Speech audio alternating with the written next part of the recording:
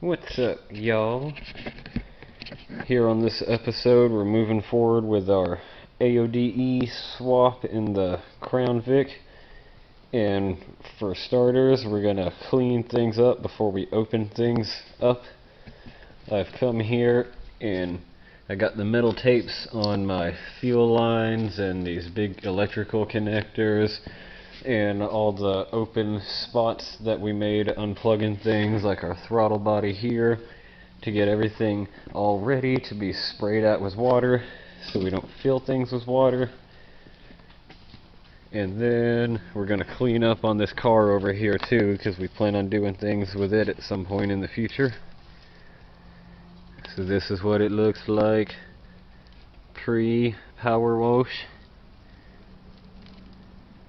Might have to come back with some oven cleaner on some of this, but it'll get a little cleaner right now.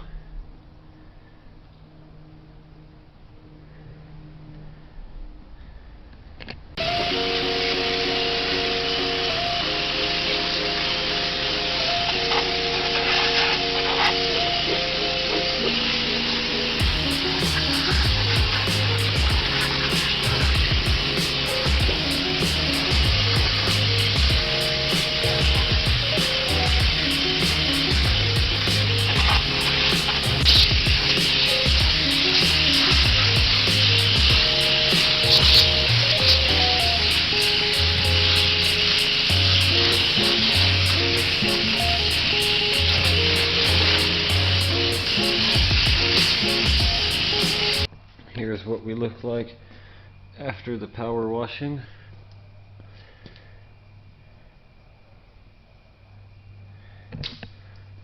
That'll help a lot because our spark plugs are really deep down in there. And now maybe we won't have so much trash fall into the holes when we pull those plug wires out. Transmission really cleaned up a lot. You can read numbers on it and everything now.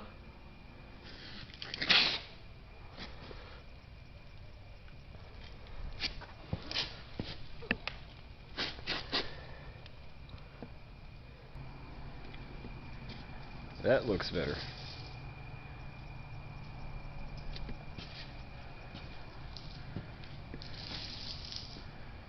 I bet we could probably fit a 351 and a 5-speed no problem in there. Let's look at it. Yeah, America. Now tomorrow after work, here in a second, we'll move this around a little bit, support underneath the motor, and start unbolting the trans and just separate them. Alright, we are another day into it. I've got the motor in here on these jack stands and that block. Then I'm going to go ahead and hook the cherry picker back up to the hoisty spot just to hold up onto it and make extra sure it can't fall over.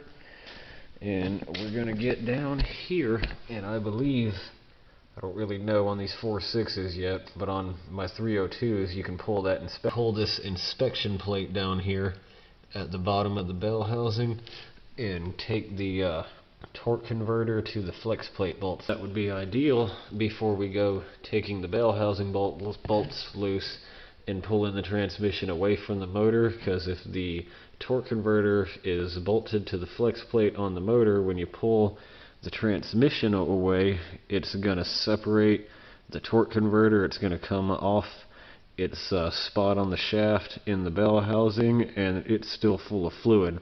So you'll have like 6 quarts of tranny fluid go everywhere. So we'd like to not do that, so we're going to try to unbolt it from the flex plate before we separate the tranny. Alright. You may be able to see there's the first nut. Yep. And now we come up here to the front of the motor and give it a spin.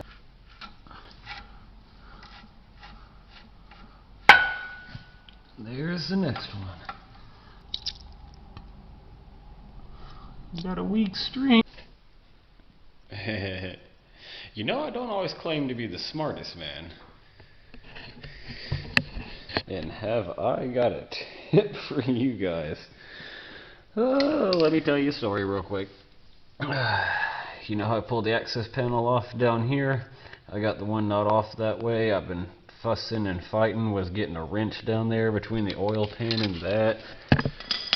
Let me take you to the other side.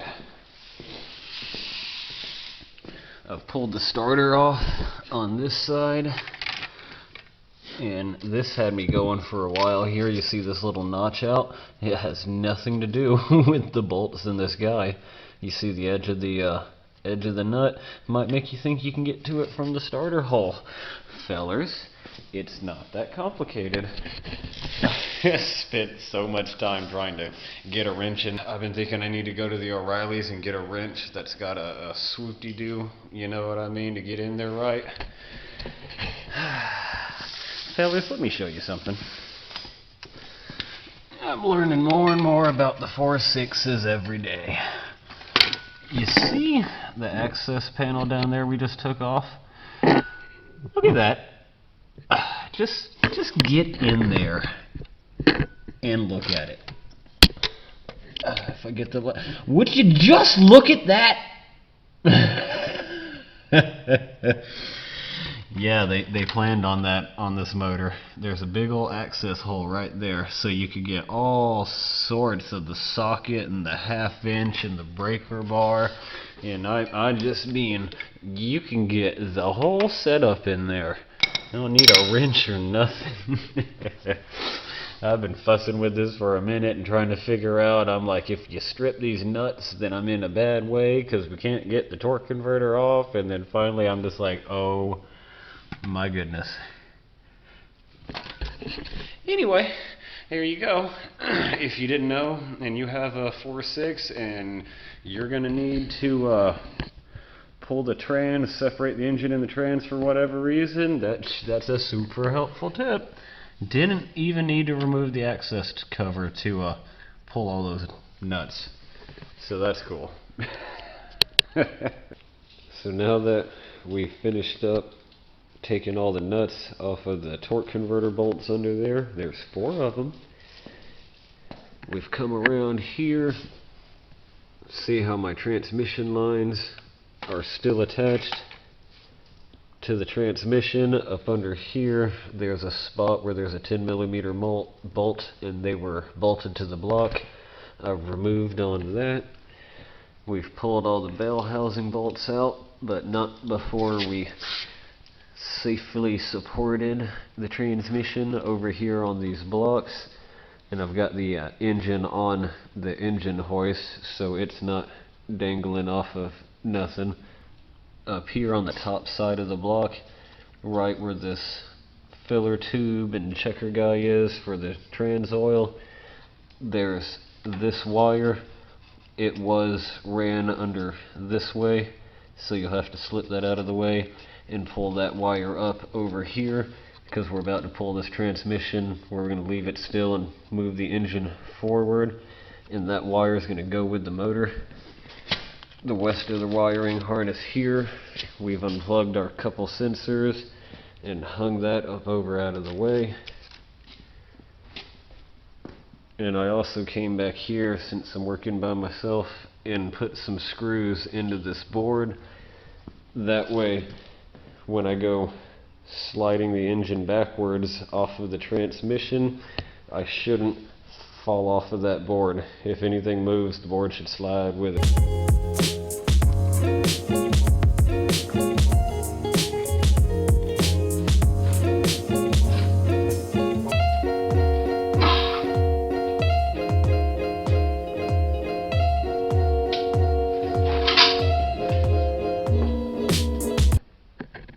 Well, that went according to plan surprisingly well. Separated and loose from the motor. Now next I'm going to build a little stand of sorts for the motor to sit on while it hangs out in the shop for the next forever until we get to playing with that. And then we'll move back to this.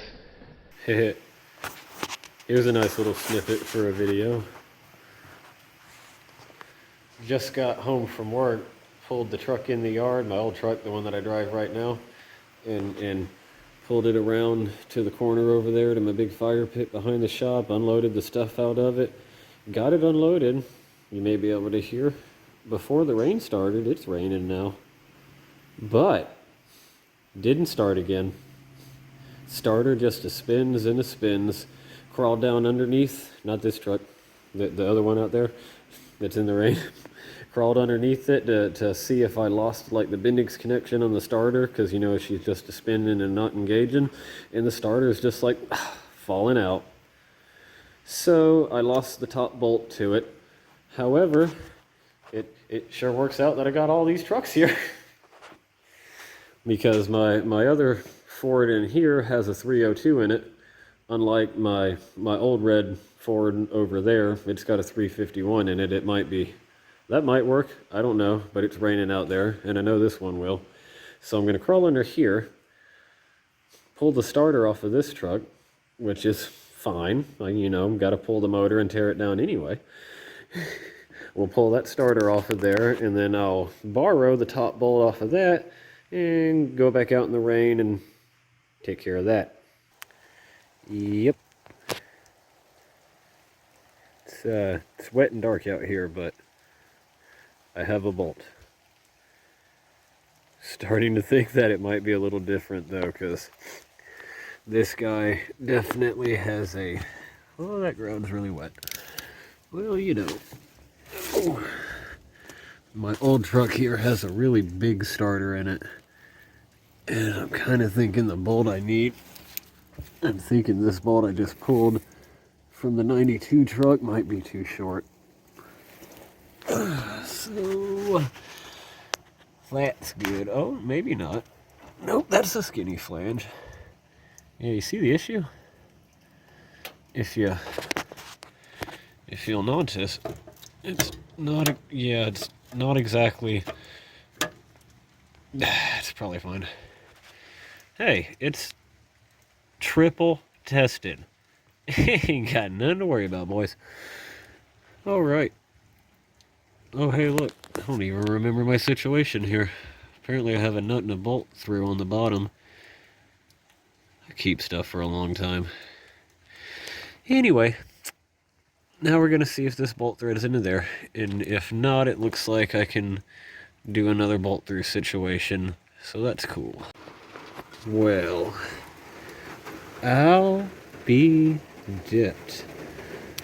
Right over here, I found this guy laying. That's the original bolt to the starter, I think. Well, it's the one that fell out of it anyway. It's probably not the original. Yeah, so I just found this on the ground under the truck. Apparently it fell out just now. However, it sure looks like we'll have more threads on the situation if we just go ahead with the bolt we robbed from the other truck. Because it seems like this one doesn't quite catch all the threads that there are in this guy here, in that plate. Yep. Yeah, you see up here, that's where the threads come through. It sure looks like I have some unthreaded threads when I use the bolt that came out. So we're just going to put this other one in. But I'll be dipped.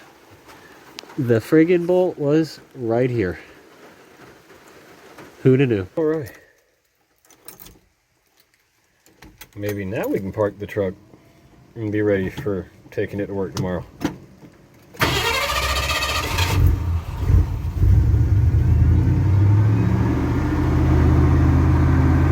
That's a fairly gratifying noise. Gratifying, satisfying. I like to hear it, if you know what I'm saying. She's custom.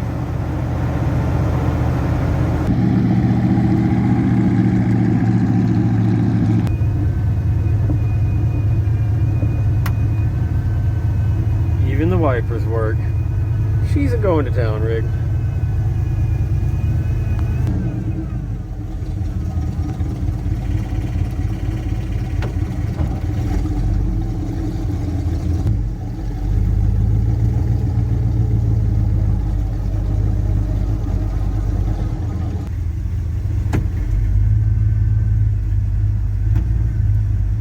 that ends this very wet segment of this video. Here we go some more. Now we're moving forward. Still need to make the stand to set the 4.6 over out of the way. But we're moving forward on the old AODE here. We need to very gently flip it up on its side. See, I got some blocking laid down, so maybe I can figure a way to get it to just over without damaging anything. And then we're going to pull the pan off the bottom. We have to swap out our torque converter solenoid with this torque converter solenoid, because the one inside this transmission is made to work with the wiring harness in a 92 car. Not sure on the year range there. It's probably something to 96, and then above that it's different, I would imagine, with the OBD2. But anyway, going from the 92 car to the 97 car out there, the 92 car has a low impedance voltage signal going to the traction control, torque converter solenoid guy, and in the 97 car it's a high impedance signal. So if we don't swap this before we put it in her car and plug her harness into that transmission, it'll burn up the solenoid that's in this transmission, and then you just won't have any torque converter lockup.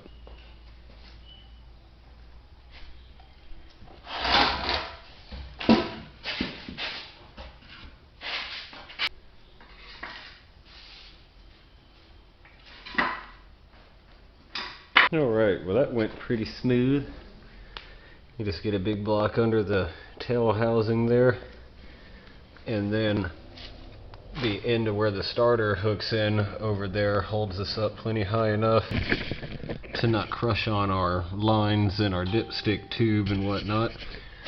And then I just had to block up over here, so it won't be all tippy on me.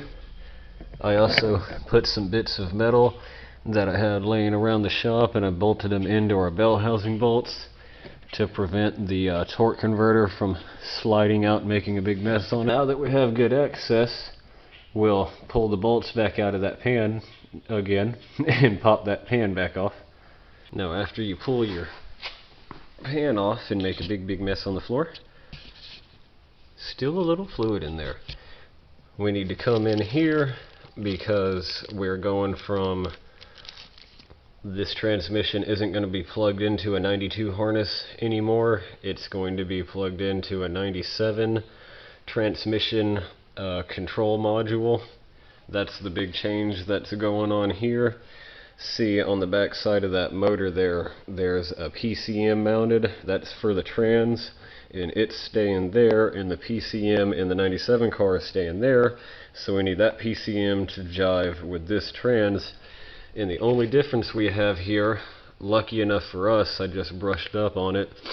If Missy's car was a 98 and up, there's a lot more involved in making them work together, and it'd probably be easier to swap the whole PCM and harness with it. But because this is a 92 going into 97, all we have to worry about is this guy, the torque converter solenoid. Because the only difference is 92 to 94 used a low impedance solenoid, and then 95 and up uses a high impedance solenoid. And then in 98 there's a bunch more different stuff, but we don't have to worry about that. So all we got to do is get in here. It looks like pull this bolt, pull that bolt, and then that's going to take these two solenoids off, which are probably the, don't actually know, but I'm betting this is the gear change solenoids, because I know you have a torque converter, you have a in between the two gears, and it's a 4-speed, so you've got between first and second, and then you've got between second and third, and then I think the torque converter guy controls going into 4th gear possibly. Not too sure on all that, but I know we need to pull the gear guys off because it holds on the torque converter guy, and then it looks like we don't even have to modify the plug here, because that is if we were going to a 98 and newer. Then it has a whole different type of wiring harness. So on here all we have to do is pull that out, pop that out, put the new one in, and plug it back in. And then I believe I'm all done down here, and I can seal the pan back up again. And then all we have to do to finish getting ready to put this thing in her car is put in some new seals here and there and do some research on the torque converter and make sure I don't have to do anything there. But I'm pretty sure I can just leave that torque converter in and bolt it right into her car. So yeah. You can tell I'm not the first person to be in here. It appears that's an original bolt, and that's something somebody had to stick in because they lost it or rounded off the original. That came out of here, and then the more original bolt came from over here. But now that those are out, oop, there it goes. Yep, just like that. See, they have O-ring fittings, and they pop into those holes. I believe these guys are like a on-off switch for the flow of fluid, and that's how they make the things do. Grease up the new O-rings on it. Plenty of trans fluid around here for that.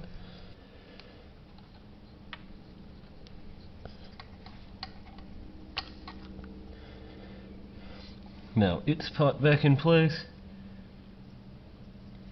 and we'll put our gear changey guys back in place over it.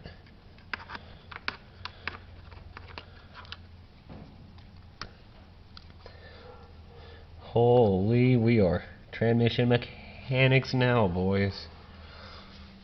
Yay. We are all plugged in and tightened up and ready to put the pan on. And I don't think I finished saying earlier about all the solenoids in here. You got two gear changey solenoids. This is a torque converter solenoid. This guy over here tells the PCM what gear you have selected. And down here, I believe that leaves me with the pressure solenoid. That thing controls how hard your juices are squirting. Now that we're buttoned back up that far, that's going to wrap it up for this here video. So I can go ahead and get one out. And then in the next one, we'll do our seals and whatever else preventative maintenance I can figure out we can do to it before it goes in, and we'll actually put it in the car. And then maybe we won't be slip-slopping in third gear so much anymore. Maybe. I hope. That'd be cool. Thanks for watching. Have a wonderful day.